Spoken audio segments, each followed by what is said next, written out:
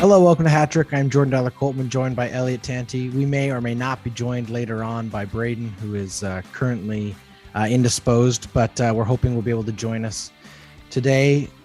We were off last week. We took the long weekend off, Victoria Day, but that doesn't mean that there isn't lots to discuss.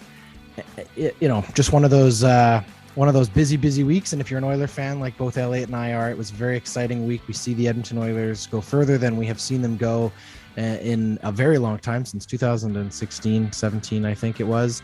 They only got to the second round there. So here we are in the Western Conference Finals, 06. You got to go all the way back to 06 to get to the third round. So they jump over the hurdle. They've gotten through the first two. I think a lot of people expected it would be a lot of fight. We're going to talk about that. We've got some serious reporting to talk about too. Rick Westhead once again bringing light to some very dark but important stories in the hockey world. So let's get to it right now. Elliot, without any further ado, here's topic one. As I said, we're going to talk Oilers to start. We'll talk NHL, and then we'll get to the Rick Westhead piece. But let's start here. The Edmonton Oilers into the third round, Western Conference Finals. They will play Colorado. Before they can play Colorado, they had to get through Calgary. I called it in 5. Turns out I was right. I think even I was being a little optimistic.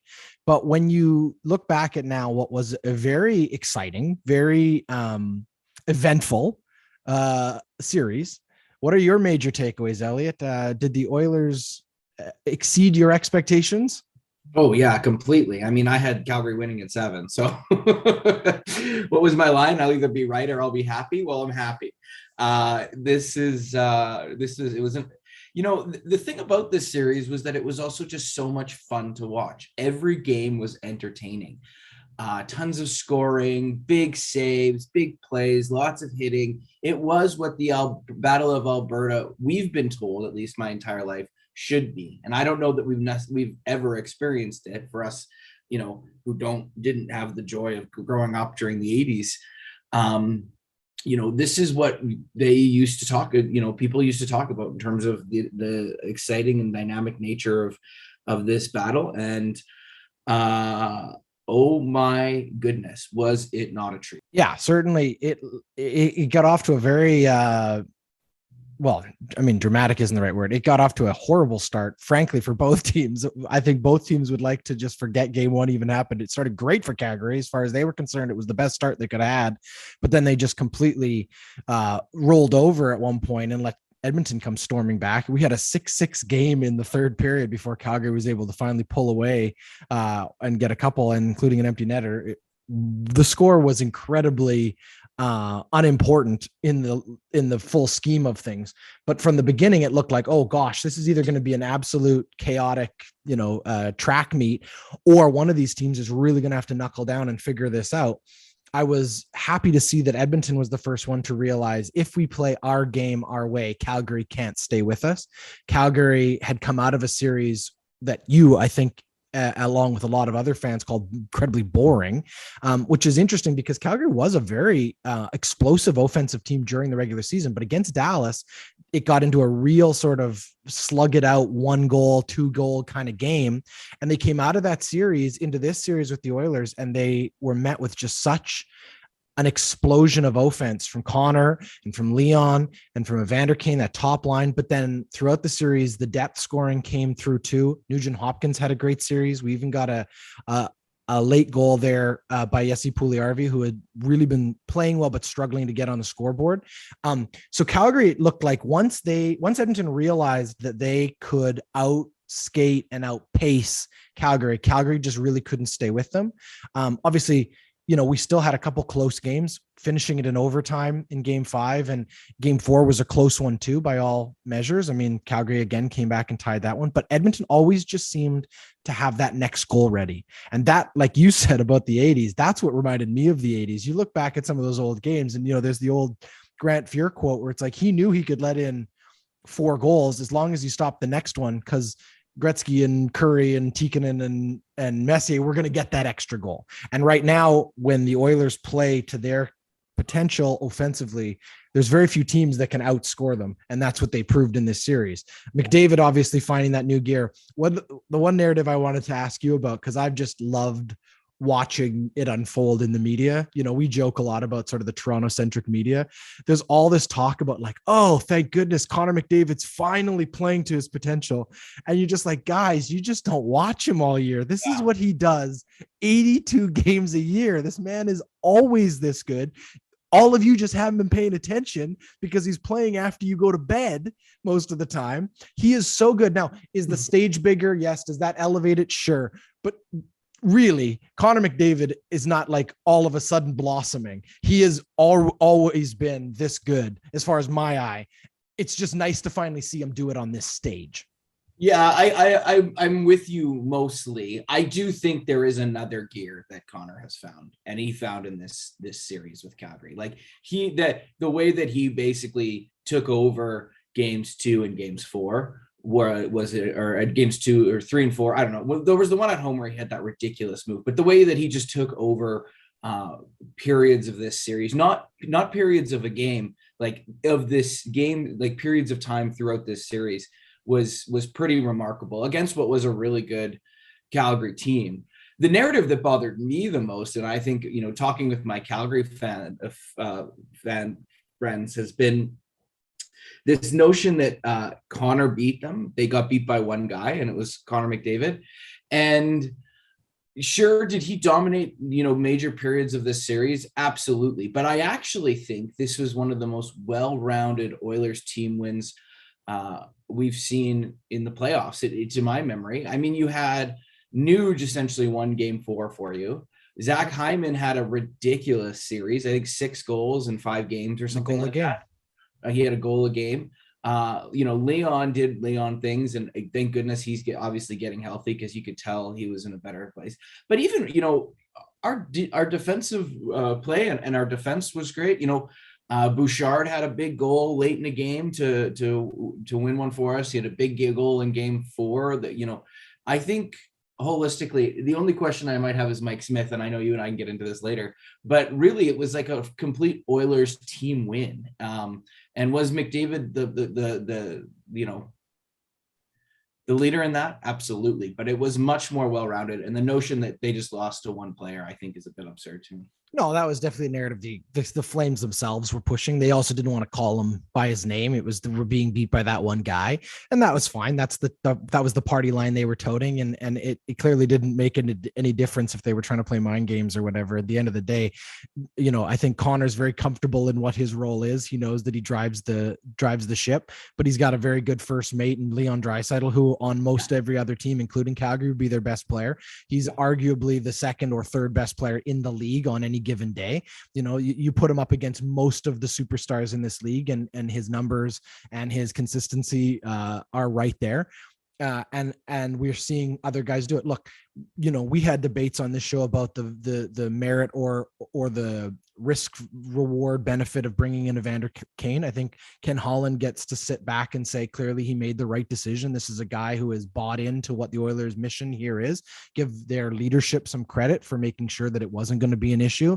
They took a lot of flack for it, but they've done well. He has certainly played well, unbelievably well, atop that line. But we also saw, even in game 5 there, this coaching staff and Jay Woodcroft, who deserves a lot of credit. If you cut the season into 2 halves and you only look at the second half, he's winning the Jack Adams trophy. Like, he is the best coach from February on, and he has so far, in my opinion, been the most consistent coach through the playoffs, meeting adversity against LA and knowing what adjustments to make, meeting adversity and after that ridiculous game in game 1 of the second round, and turning his team around, focusing them and getting them onto just an absolute killer mentality to knock Calgary out in 4 straight games.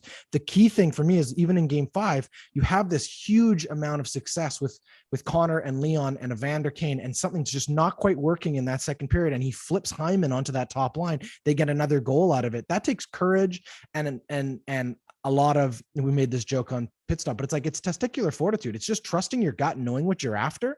And a lot of people will be like, why are you taking Kane off that top line? He just tried something because he knew that he had the horses to try it. Well, and he also, in the course of that, created a really dynamic second line with Nuge, Kane, and Yamamoto, right? Which is in and of themselves, like, You've got two dogged puck retrievers and a guy who can shoot in Evander Kane. Actually, they're all three of them are dogged puck retrievers. I'm totally with you on that. I think Jay Woodcroft has done an outstanding job. I think he's known when to cut the bench down, when to run four lines, when to play his use of players like Archibald and Cassian. I think, at select points in that series, but not the majority of it, obviously. Well, and clearly in such a way that is working, because you've got Archibald, who is, since he's come in the playoffs, been much like Yamamoto, one of those guys who is outperforming his size in terms of the physicality he brings, the doggedness on the puck, as you say, and just like the tenacity he's bringing. They don't play a lot of minutes, but the minutes they're playing in there are really valuable. I think the other guy that is in that camp is McLeod. He may not be putting up big numbers, but he's putting up big minutes, even if it's only 5 or 6 a game. Like, when you have your depth doing that, it makes it a lot harder to match up against your team, because you're able to create momentum that you roll through the lineup, right? So those guys go out there and they get a good shift in the offensive zone. They keep that defense on their heels, and then out comes that top line. And all of a sudden, you're setting them up for that kind of success, which has been really nice to see. And then the biggest criticism a lot of people, I think yourself included, had of this hockey team most of the season was the fragility of the defense. And I think this defensive core has really dialed in, figured out where their strengths are. And I think Jay Woodcroft has deployed them in very successful ways throughout this playoff so far. Brett Kulak has done exactly what he was asked to do, which is just be a steady hand back there. I think for the most part, Duncan Keith has been a veteran back there. There's been 1 or 2 mistakes. He's still going to get caught occasionally. He's a slower guy back there, but he makes veteran moves along the boards that you recognize in the moment as being the right choice. And then guys like Evan Bouchard and Tyson Barrie are being given opportunities to jump in there offensively. Bouchard puts pucks on net where there's a rebound or a second chance, and he's creating scoring that way. I just think throughout this lineup, everybody is starting to meet their sort of the threshold necessary for this. And that's why it's working. And it's why I think going into the third round as a fan, I'm very confident in what this team is capable against anybody. Let's just circle back on the defense conversation, because I think you missed something that's really important that Jay Woodcroft has done, which is clearly Darnell Nurse is very hurt. And it's very clear that he's not playing the game that he is, and he has the capacity to do it. And they have managed to maintain structural integrity of that defensive core through Darnell Nurse's clearly nagging injury. Hopefully, he's starting to get better. He can turn things around. And they've obviously had a break here. But what they have done is create a system that's protected him and given him guarded minutes, which I think is also a testament to how they're managing the back end of the team. Well, and the other name I didn't say, talk about defense, you have to talk about how they. Yeah. Well, and the name I didn't say, which I do think also deserves a lot of credit, because I think when you look at where he was in his career only 2 years ago to where he has come today with the Edmonton Oilers is Cody Ceci. Cody Ceci is unbelievable return on investment for Ken Holland. He was basically written off in Toronto as being, a seventh man kind of guy. He had a good season last year, but to see what he has progressed to, and I think he is one of those guys who is carrying some of those extra minutes for Nurse now, because he's a big body and he plays a very similar defense first kind of game. And yet, he's putting himself on the score sheet. He's getting assists. He's just doing penalty killing. He's doing a lot of the right things. And the Edmonton Oilers right now as a team have those 3-4 guys at the top who are going to go and are capable of turning a hockey game.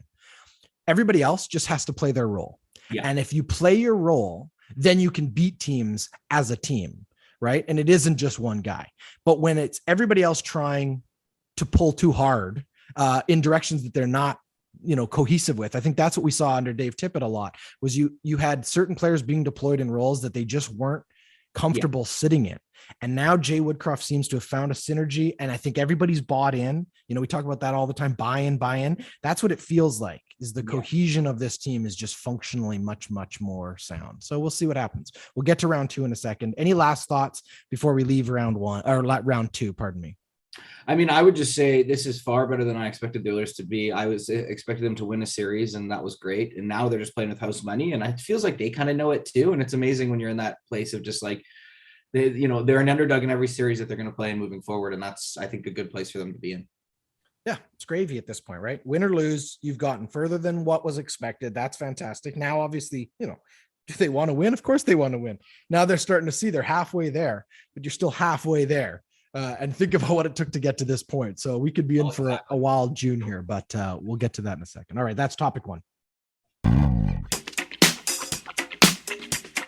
Do you or someone you know own a small business? Are you looking to grow or to reach new customers? Hey, why not let us help? Hattrick is looking for unique brands, businesses, and products to advertise on our show.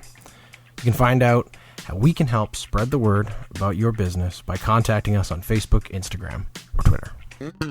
All right, topic two, we're going to move from the second round to the third round. We know that at the time of recording this, we don't yet know who the Tampa Bay Lightning will face. It will either be the Rangers or the Hurricanes, who are going to play game 7 on Monday.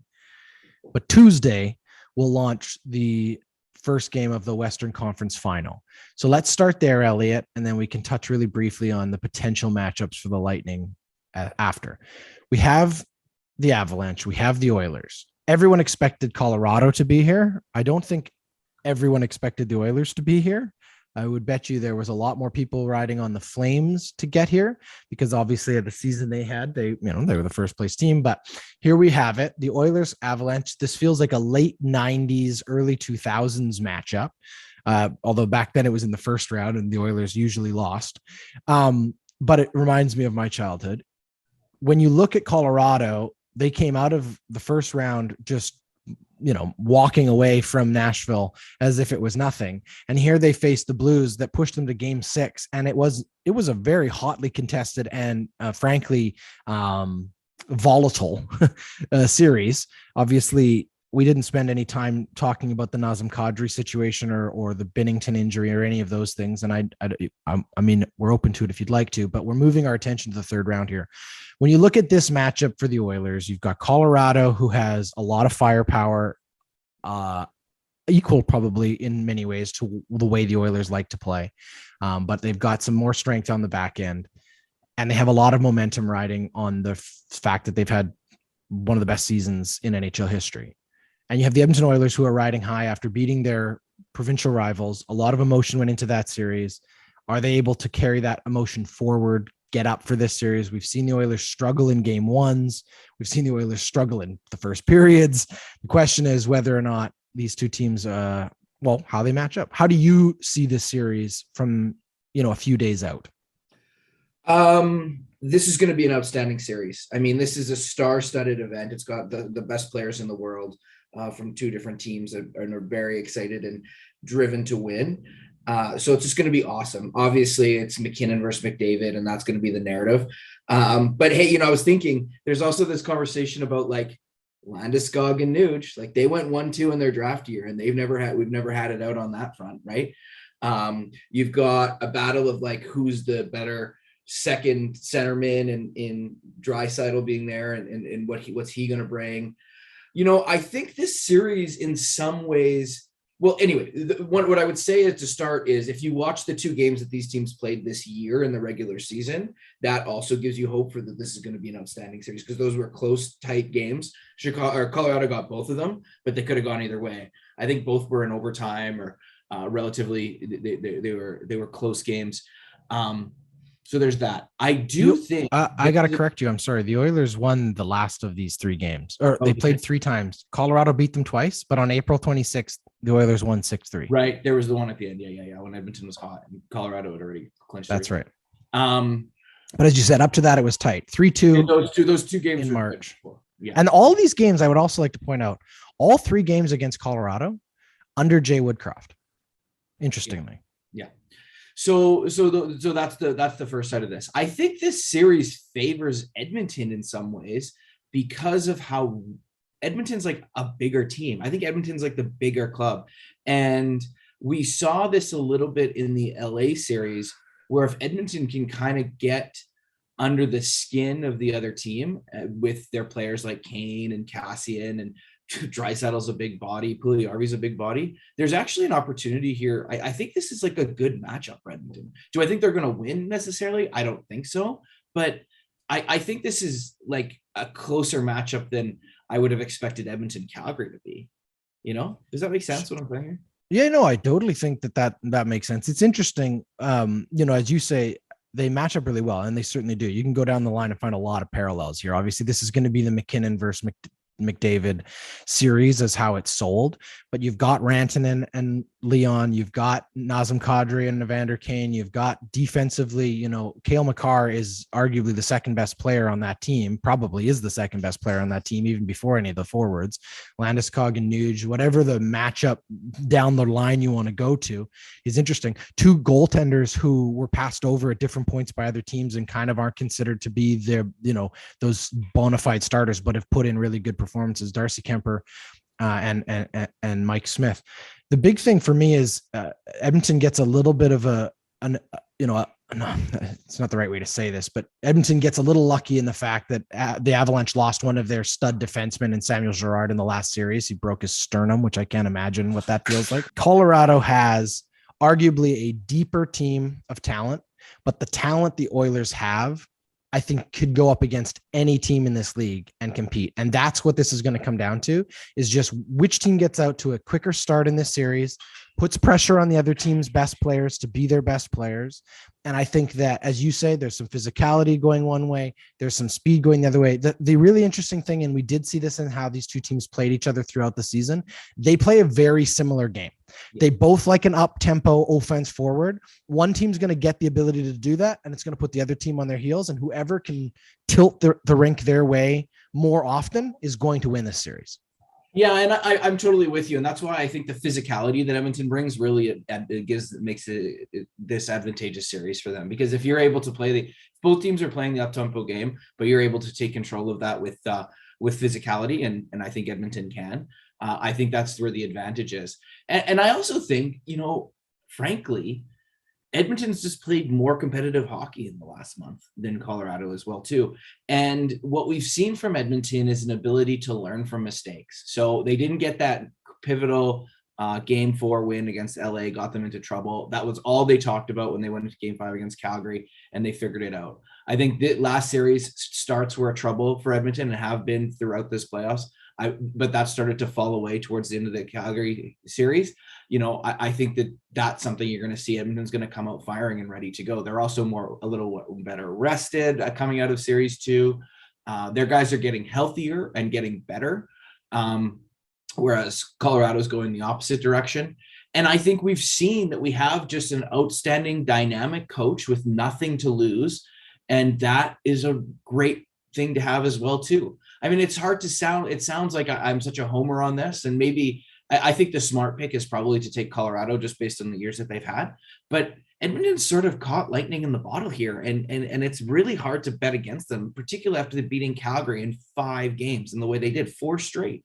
The one wild card or factor I think that goes into this is like which team's depth finds the next gear, ready for this next series. The player I would be looking out for if I'm the Edmonton Oilers and trying to make sure I've got a good matchup against is Bowen Byron, because he was the number 1 player in Colorado in terms of shot share and high danger chance share in the last series. He had 5 assists and 18 shots on goal. As a defenseman, he is their Evan Bouchard. He's the next guy behind Cale Makar.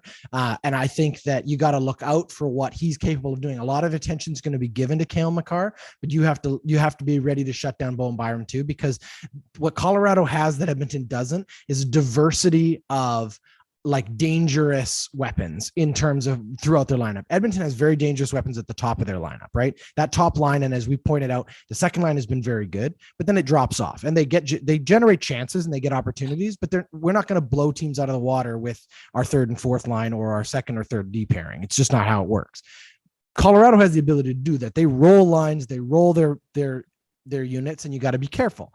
I think for the Oilers, what they're going to have to really focus on, and I think Jay Woodcroft is going to do this, as I said, dictate the terms, play your game, and don't get caught chasing, because that's what killed Calgary, was when they chased Edmonton. Edmonton is vulnerable to do the same thing here against Colorado, but I'm very excited to see how the first couple games of this series go. I think that we're going to know really quickly what the plan was. And then we're going to see how quickly that plan is or isn't abandoned by other team when, bodies start smacking into each other and pucks start hitting the back of the net. Let's spend just a brief moment on the other series before we get your pick. Obviously, we don't know what the other series is exactly, but we can sort of discuss it either way. The question is this: the Hurricanes and Rangers are going to Game 7. does it even matter at this point, or is Tampa Bay the team to beat? They had their work cut out for them against Toronto, but it felt in some ways like that was really the big hurdle. The Panthers put up no effort. The Florida Panthers were unable to score more than one goal a game, and they only scored 3 goals in the entire 4-game series. You're not winning any series in the Stanley Cup playoffs with the inability to score more than 3 goals. That, for a team that was as offensively dominant as the Florida Panthers were all season long, just complete impotence in that round. They just could not get anything to go their way. And it looked like Vasilevsky just had his way with them. It was literally like nothing flustered him. And they looked like 2-time Stanley Cup champs. They are. The question I have for you is, do the Hurricanes or the Rangers, after 7 games of a very hot, very, emotionally charged series, will either of those teams have enough left in the tank to meet a week-long rested Tampa Bay Lightning? Yes, I think so. I think Tampa Bay is only as good as Andrei Vasilevsky. I really feel like. I mean, there are players there. They know how to win. They know how to play the right way. They're incredibly well coached, incredibly motivated team to get 3. That being said, I mean, Vasilevsky is really the difference maker for that team, and so goes him. So goes the Tampa Bay Lightning. I think, because they don't have the same top end ability to score goals as they used to, and as I think the Hurricanes can. If somehow miraculously the Rangers get through to the third round, which would be, I'm sort of flabbergasted by, I haven't taken them once throughout this entire playoffs, and they continue to figure it out, and they're in Game 7 here against Carolina. So shows what I know.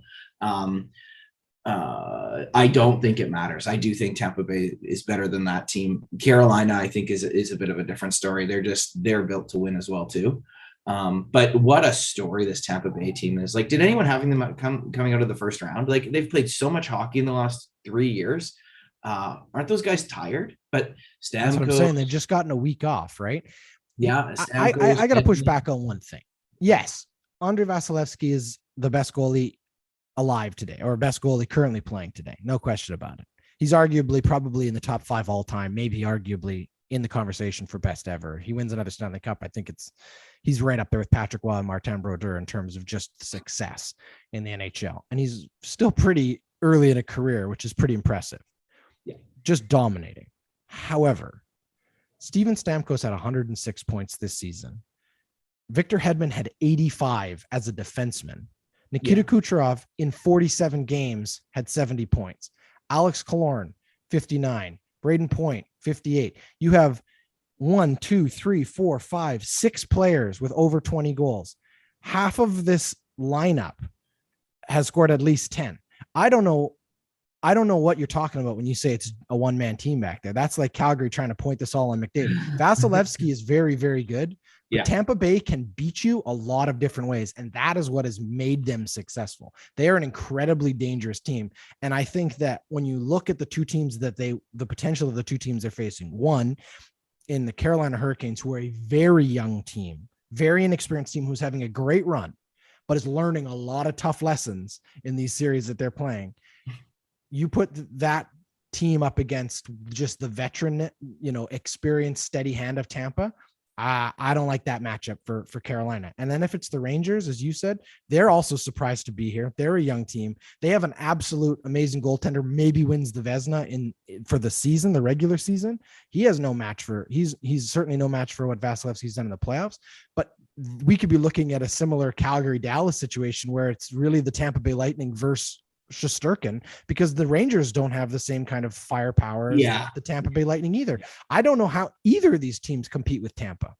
You could be very right on that. I don't mean to say that it's a one-man team, like they talk about Connor McDavid being a one-man team, but I think a lot of their successes depend on his success. Like it's the playoffs. It's the goaltending still matters. Apparently not if you're Edmonton, but everywhere else, your goaltending still matters. And so that's why I feel like, okay, maybe Vasilevsky comes back down to earth and that team is beatable.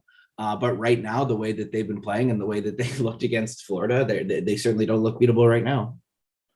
Yeah. Well, again, we won't know until Monday night who Tampa Bay will play, but whoever they play, it will be it will definitely be exciting. And I think Tampa Bay has a great shot at finding themselves in a third consecutive Stanley Cup final. That is obviously what they will be gunning for and aiming for. And we'll see what happens. But we do know that Colorado and Edmonton will face off Tuesday night for that one. Big old Western Conference final matchup. And we'll be looking forward to that. That's topic 2. Do you like fast cars? Do you like when they race? Whether you're a seasoned Formula One fan or you've just discovered the rush of racing, check out the Pit Stop Podcast presented by the Ordinary Podcasting Network.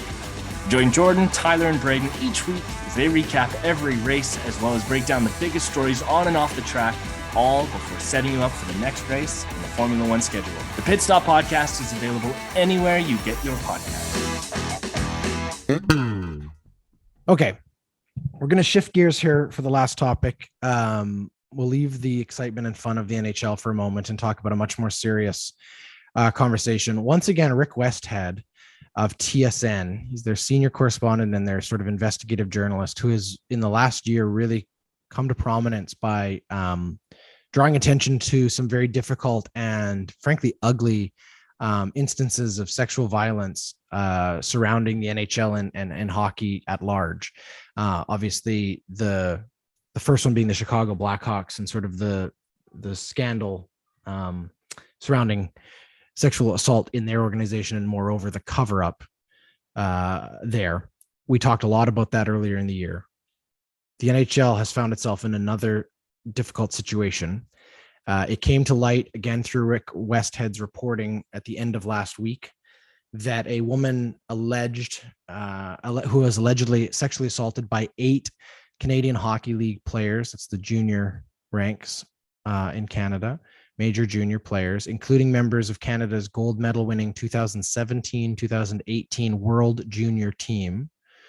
She has agreed to drop a lawsuit against the players, reaching a settlement with Hockey Canada and the CHL.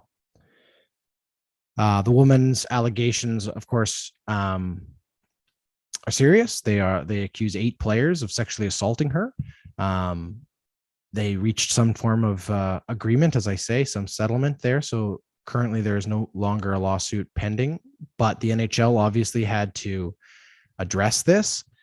They did so with a sort of blanket statement stating that they had been made aware of the lawsuit 2 days prior to this reporting, and that they were beginning the process of conducting a investigation, because several of the players from that team, not knowing, the public not knowing yet who the exact players we're discussing are, or the accused players are, but the NHL may or may not know who they are, and they have begun an investigation into the allegations to ensure that all of their league policies concerning sexual violence or criminal activity, nothing was breached or anything like that. They're going to have to conduct that investigation themselves. Obviously, very serious matter. We don't, as I say, know who those players are, but it's not hard to Google the roster of the 2017-2018 list. And the challenge in this situation is that until, I guess, certain players are identified, I mean, they're all kind of guilty by association in a lot of people's minds. And that's the troubling thing, is it becomes, it becomes kind of a very gray and very uncomfortable area. I know that this is a newer story for you, Elliot, but as you read through Rick Westhead's reporting and sort of have begun to process this, where are you, I guess, in terms of processing all of this? Oh, this is so incredibly sad and unfortunate, and I feel so deeply for the victim of this situation, and it looks as though it's been a harrowing process as well too. I mean, being forced to essentially re-victimize yourself by telling your story to get what you deserve, frankly. I'm sort of sick of hearing these things over and over and over again in hockey culture, and presumably they were kids when this happened, which is to do something so dehumanizing and awful at such a young age is also profound and needs to be recognized as well too. There is a culture in hockey that needs to change. And we continue to say this every time one of these stories comes up, and they continue to come up. There is a culture in hockey that needs to be changed. And I recognize that this incident occurred 4 years ago. The world has changed a lot in the last 4 years on these issues. There's been numerous other allegations and things done, allegations, and the NHL and hockey in general has done things to try and address some of these concerns, but we need to be doing more. And part of that is having really tough conversations and bringing this information to light so that people are aware. But there is also a piece of this that just feels like this was another example of hockey just like not wanting to kind of cover it up. It wasn't until Rick Westhead like found out about it and reported about it that it got any traction, and or that any substantive conversations was had. And I do understand you're in a legal process, and so that limits some of what you can say, but it also doesn't. It doesn't. You can come out and say something happened and we're addressing it, right? And so there's also this like cover-up-y kind of nature. The fact the players aren't named and we don't know who they are, we may never know who they are, to me is deeply troubling. I mean, I think you said the NHL is going to start an investigation, but like, as you said before we started, like, why now? Why is it taking this long, right? So for me, it just speaks to sort of like the misguided culture and just the systemic problems we have in hockey. Yeah, obviously. And I think you're absolutely right. It's exhausting to have to continue to have, frankly, one journalist in this country addressing these on a regular basis, which is also, to me, just absolutely mind-blowing. I mean, give Rick Westhead a lot of credit, but at the same time, why is he the only one that seems to be able to draw these stories out? It's for one of two reasons. One, I guess maybe because of the success he's had with it, people seem to be trusting him with their stories, which again, as a journalist, give him credit for. But if it's not, then he's the only one really seeming to be willing to go out there and find these stories and bring them to light. And that's just disappointing too. I've also, again, find it fascinating. He works for the one network in this country who does not have NHL rights. And I'm not going to play the conspiracy theory here, but I would bet you there's a lot of hand-wringing at the other network whenever these stories come out because of their relationship to the NHL. I am grateful that the NHL responded. But again, I have a hard time believing in their statement, which reads, 2 days ago, the National Hockey League was advised of a lawsuit involving sexual allegations filed against 8 unnamed members of the 2018 Canadian World Junior Hockey Team. And end quote. Look, 2 days ago, the statement came out on May 26th. Rick Westhead's reporting came out on May 26th. You're telling me 2 days before that, the NHL is aware of something? This woman filed a lawsuit how many months ago? Hockey Canada's lawyers have been fighting this with this person for how many months, if not years? How long has the CHL been aware of this? We don't know that, obviously. I guess we could go look at court filings. The point being, you're telling me no one at either of those organizations who have incredibly close business relationships with the NHL made anyone at the NHL aware of this?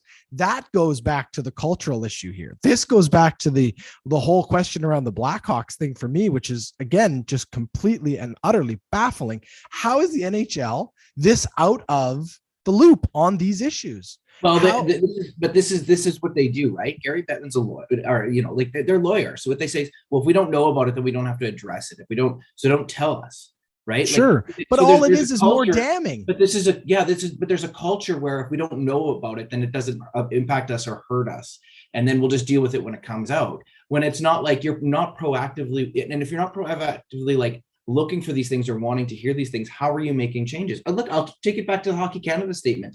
We had a firm with extensive experience in this area undertook a thorough independent investigation, make recommendations on areas for improvement, which we have been implementing and will continue to pursue. What are the recommendations? How are you implementing? What's the plan? What's the outcome? How do you know if it's working? This statement in of itself is wholly unacceptable. We need to, like, if we're going to talk about real meaningful action and change on these things, that is so vague and so silly. I understand that the victim didn't want to make the players known, and that's her right, and I'm totally fine with that. So, you know, you also have to respect her rights and things, but what are the solid things that you are doing? That's not been made clear here, and the NHL is clearly not looking for ways to make this better, because they're turning a blind eye to it until they absolutely have to respond to a Rick Westhead article.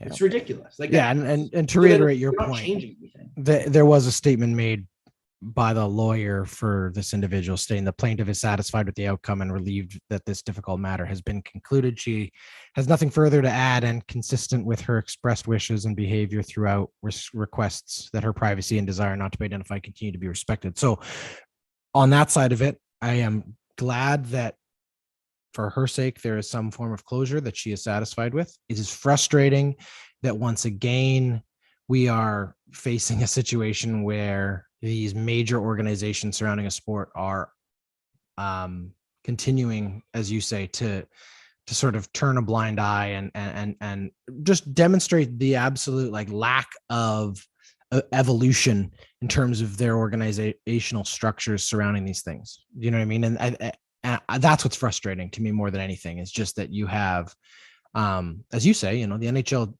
very politically choosing to respond to something in such a way. It's so cynical, and that's what's frustrating and kind of heartbreaking about the whole situation. I guess we'll wait and see if anything comes of the NHL's investigation. I would be very surprised if we hear anything about this again until long past the playoffs, as the NHL doesn't even like their individual teams to announce news on game days or during the sort of news cycle that they're trying to generate. Regardless, as I say, we want to continue to have these conversations because they're important to have, that we think fans of this sport, fans of all sports, should be having difficult conversations like this, because, you know, you have to be able to reconcile the joy and excitement that a sport you love and the players you cheer for bring, and recognize that at the same time, you know, you can walk and chew gum at the same time.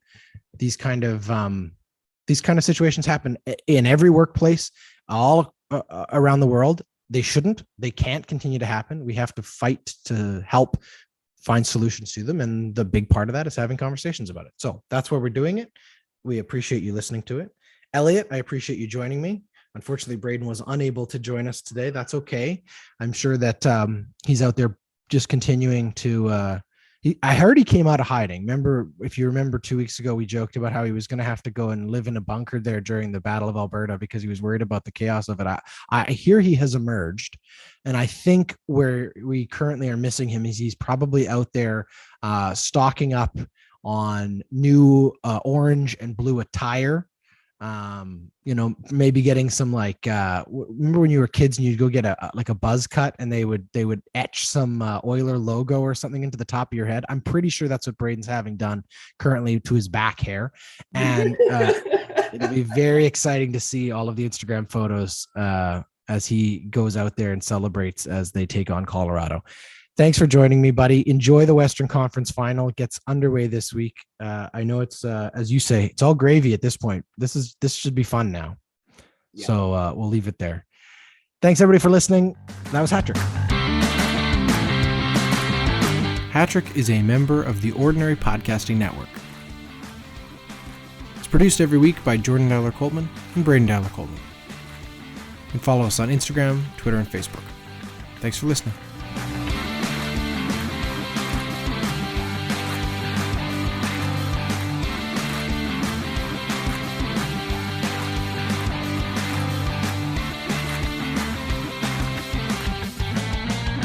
The Ordinary Podcasting Network wishes to acknowledge that the lands on which our conversations take place include Treaty 6 territory, the traditional meeting ground and home for many Indigenous peoples, including the Cree, Dene, Saulteaux, Blackfoot, Métis, and the Nakota Sioux peoples, as well as the unceded territories of the Coast Salish peoples, including the territories of the Musqueam, Squamish, and Tsleil-Waututh nations.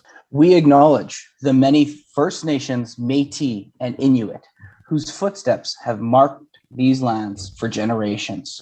And we extend our appreciation for the opportunity to live, create, and share stories on these territories. The Ordinary Podcasting Network intends to engage in conversations and dialogue which acknowledge that reconciliation is not a destination, but a journey, and that we remain committed to practicing our craft in a decolonized space.